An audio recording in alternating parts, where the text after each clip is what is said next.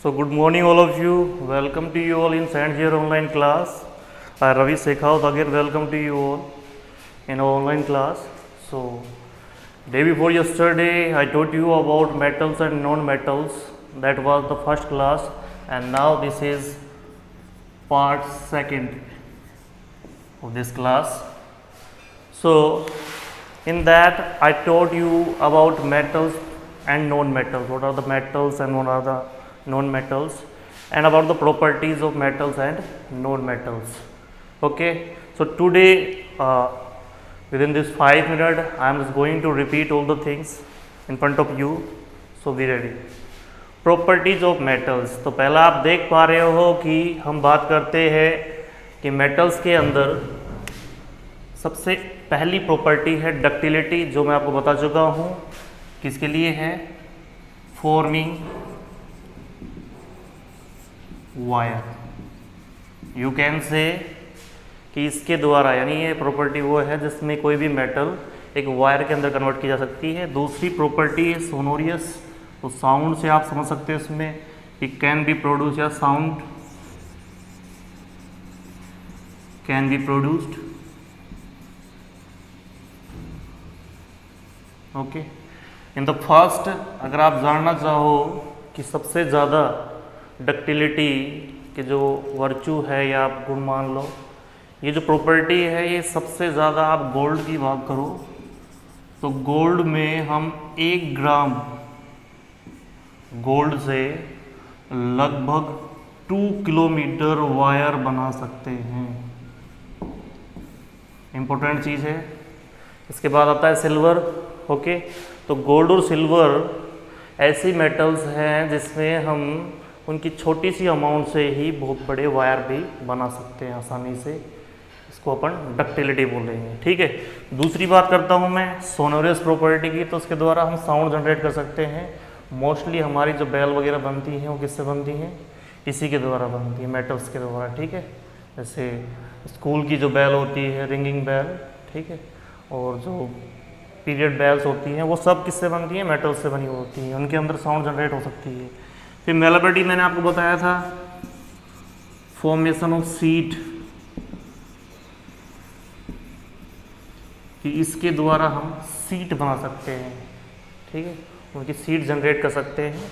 और ऐसे ही gold foil और सिल्वर फॉइल आपने देखा होगा, जो सीड्स वगैरह होती है, सबसे पतली लेयर यानी thinnest layer we can generate by gold and silver. ठीक है, सिल्वर की लेयर तो आपने देखी होगी कि बहुत सी मिठाइयों के ऊपर लगी हुई होती है, बहुत बारीक 0.0002 mm के लमसम हम क्या बना सकते हैं, सीट बना सकते हैं। इतनी बारीक सीट भी हम इससे बना सकते हैं आसानी से।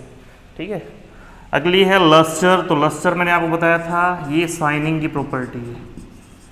किसकी है, चमक के लिए, यानी उनकी एक पर्सनल चमक होती है। मान लो आप जो भी मेटल है उनके अंदर चमक होती है। बट मैं आपको बताना चाहूँगा कि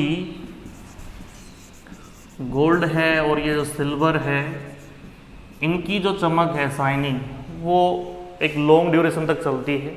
बाकी जो और मेटल्स है, जैसे आप बात करो आयरन की, कॉपर की, तो इनमें आपने देखा होगा कि जब हम शुरू में इनको परचेज करके लेके आते हैं मार्केट से, तो इनके अंदर शाइनिंग बहुत अच्छी होती है। ठीक है, लेकिन जैसे जैसे ये किससे, मतलब एटमॉस्फेरिक जो एयर वगैरह है, मॉइस्चर है, उनसे जब ये रिएक्ट करते हैं, तो रिएक्ट करने के बाद इनके जो कलर है वो थोड़ा सा डार्क हो जाता है।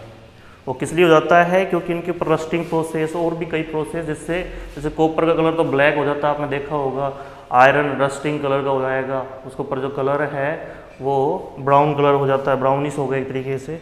तो ये इस वजह से होता है। बट अगर उन मेटल को हम वापस से रब करें सैंड पेपर से, किससे रब करें, अगर आप वापस से इनके अंदर शाइनिंग लाते हो या लाना चाहते हो, तो आप इसको सैंड पेपर से रब करो।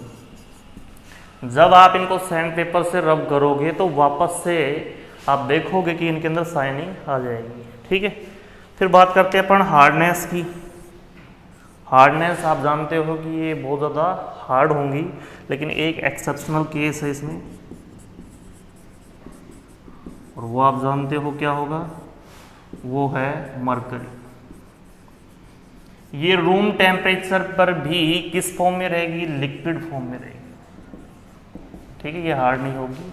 ऐसे ही हम बात करेंगे सोडियम की, ठीक है, पोटेशियम है, ये भी क्या है, सॉफ्ट है, ये हार्ड नहीं है, इनको हम नाइफ के द्वारा काट सकते हैं, ये लिक्विड फॉर्म में होगी, और ये सॉफ्ट मेटल्स है, मेटल्स हैं ये, लेकिन ये सॉफ्ट है, ये हार्ड नहीं है, कुछ एक एक्सेप्शनल केस है इनके, ठीक है। उसके बाद बात करते हैं अपन स्टेट की। तो स्टेट में आप अच्छी तरीके से जानते हो कि हम किसके बारे में पढ़ते हैं, इनके लिक्विड, सॉलिड और गैस फॉर्म की।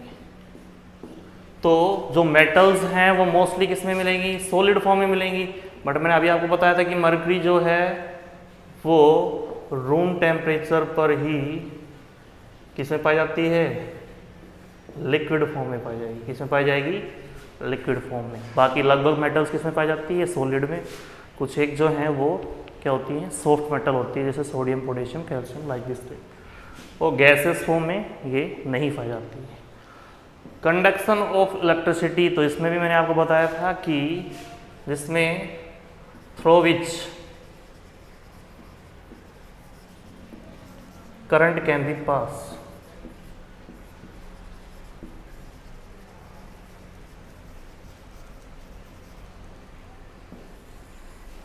जिससे करंट पास हो जाएगा वो क्या है, कंडक्टर होगा, सीधी सी बात है। जिससे नहीं होगा वो कंडक्टर नहीं है, ठीक है। तो इसमें मैंने आपको बताया था कि इनके पास क्या पाए जाते हैं, फ्री इलेक्ट्रॉन्स, क्या पाए जाते हैं, और इन फ्री इलेक्ट्रॉन्स की वजह से ही जो मेटल्स हैं वो कंडक्टिविटी सोर्स करती हैं, ठीक है। अगली बात करते हैं अपन किसकी, हाँ, और मैंने आपको ये भी बताया था कि इसमें कंडक्शन ऑफ इलेक्ट्रिसिटी में सिल्वर और गोल्ड जो है, ये सिल्वर में सबसे ज़्यादा करंट जो है प्रवाहित हो सकता है आसानी से, ठीक है। और मैंने आपको ये भी बताया था कि हम सिल्वर के वायर क्यों नहीं बना सकते, क्योंकि ये ज़्यादा कॉस्टली पड़ेगा, इसलिए हम कॉपर या एल्यूमिनियम के वायर बनाते हैं, ठीक है। इसके बाद अपन बात करते हैं कंडक्शन ऑफ हीट की। तो इसमें भी मैंने आपको बताया था कि ये भी हीट को अपने अंदर से पास करते हैं, इसलिए दो टाइप के होंगे, कंडक्टर ऑफ हीट और इंसुलेटर, ठीक है। या तो वो कंडक्टिविटी शो करेंगे, उसके अंदर से हीट पास हो सकती है, या इंसुलेटर। तो इंसुलेटर ये नहीं होते हैं, यानी जितनी भी मेटल्स हैं वो सब क्या करेंगी, हीट को पास होने देंगे अपने अंदर से, उनके अंदर से हीट पास हो सकती है। बट नॉन मेटल्स जो होती हैं वो इंसुलेटर होंगी, एक दो एक्सेप्शन केस को छोड़ के, ठीक है। तो ये हम जो पूरा मेटल्स है ये हम पढ़ चुके हैं पिछली क्लास में। अब हम बात करते हैं नॉन मेटल के बारे में। किसके बारे में, नॉन मेटल।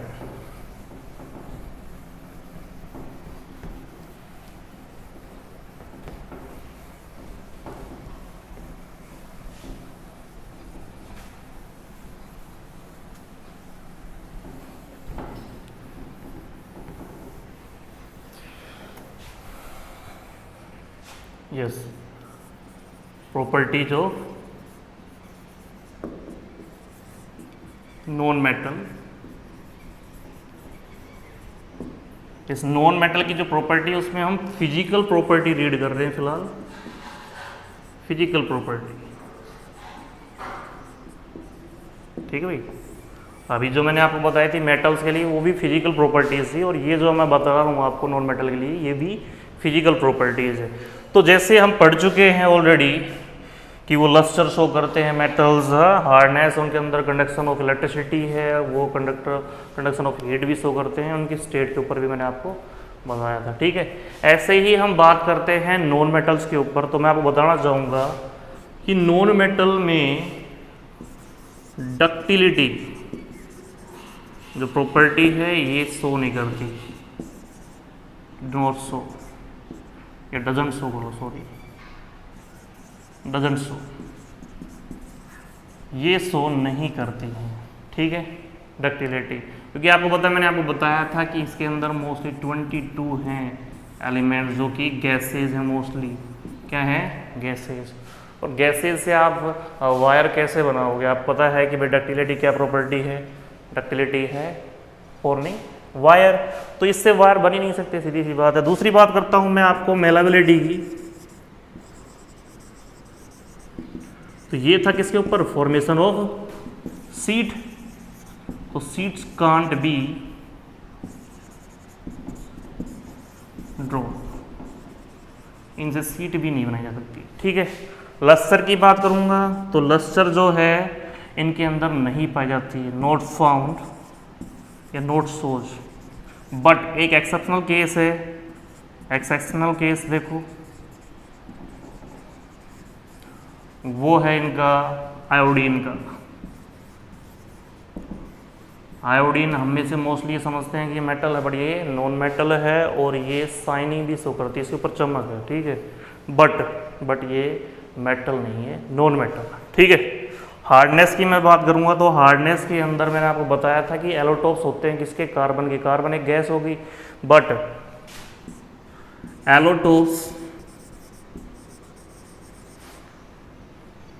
ऑफ कार्बन, जैसे अपने पास डायमंड है,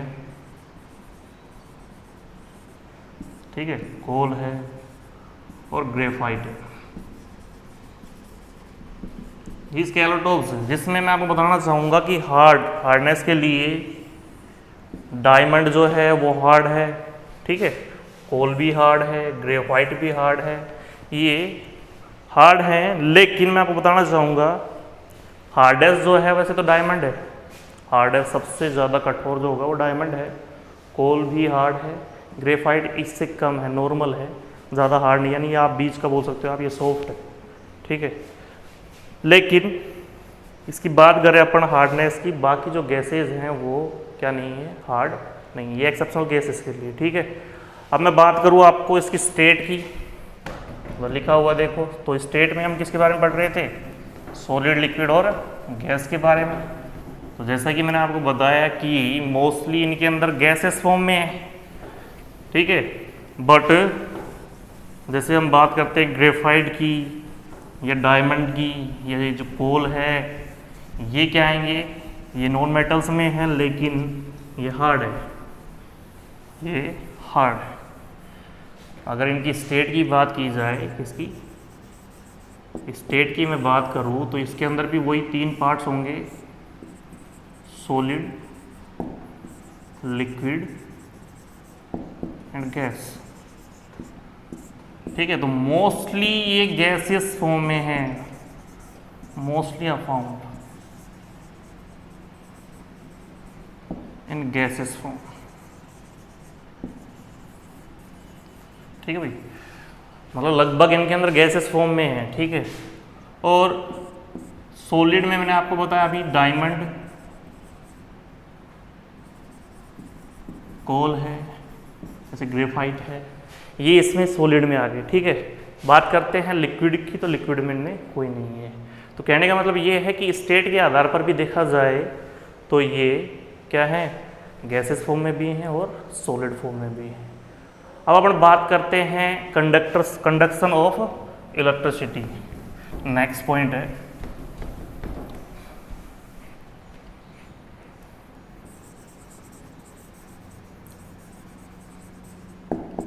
कंडक्शन ऑफ इलेक्ट्रिसिटी। तो कंडक्शन के लिए मैं आपको बताना चाहूँगा कि इनके अंदर एकमात्र ग्रेफाइट जो है वो कंडक्टर है ऑफ इलेक्ट्रिक करंट।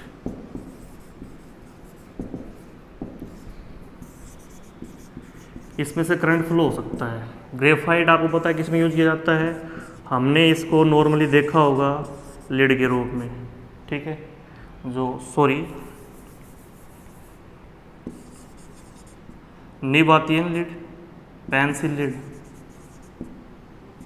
लीड, उसमें हमने इसको यूज़ किया है।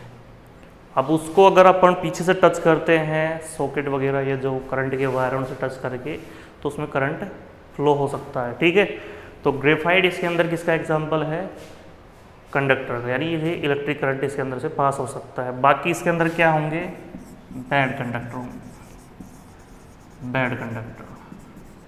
ठीक है, बैड कंडक्टर मतलब उनके अंदर से करंट पास नहीं हो सकता, करंट कांट बी पास्ड।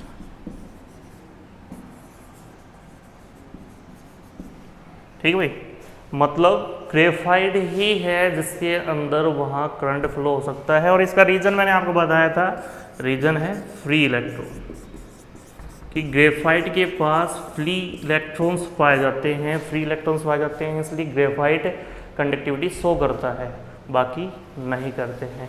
अब जैसे अपन बात करें किसी गैस, तो गैस के अंदर अगर अपन बात करें तो सल्फर या ऑक्सीजन या जो भी गैसेज है, अगर उनके अंदर से हम करंट फ्लो करें तो वो फ्लो नहीं हो पाएगा। इसका भी यही रीज़न है कि उनके अंदर क्या नहीं है, फ्री इलेक्ट्रॉन्स नहीं है, जिस वजह से उनके अंदर से क्या नहीं हो सकती, इलेक्ट्रिक करंट पास नहीं हो सकता है। ठीक है, ऐसे ही नेक्स्ट प्रॉपर्टी है कंडक्शन ऑफ हीट। तो इसमें मैं आपको बताना चाहूँगा कि इसमें भी बहुत से क्या है, ये इंसुलेटर हैं, इनके अंदर से हीट भी पास नहीं हो सकती है। ठीक है, तो आई होप आप अच्छे से समझ पाए होंगे। फिजिकल प्रॉपर्टीज़ का हमने डिस्कस किया है मेटल और नॉन मेटल की, ठीक है, कि उनकी फिजिकल प्रॉपर्टी क्या है।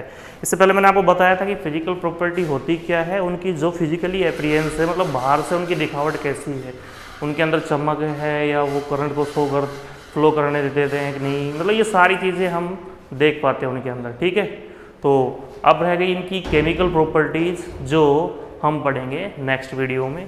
तो जितना भी मैंने आपको पढ़ाया है, आपको इसको नोट डाउन करना है और अच्छे से लर्न करना है। बहुत बहुत धन्यवाद आज के लिए, थैंक यू।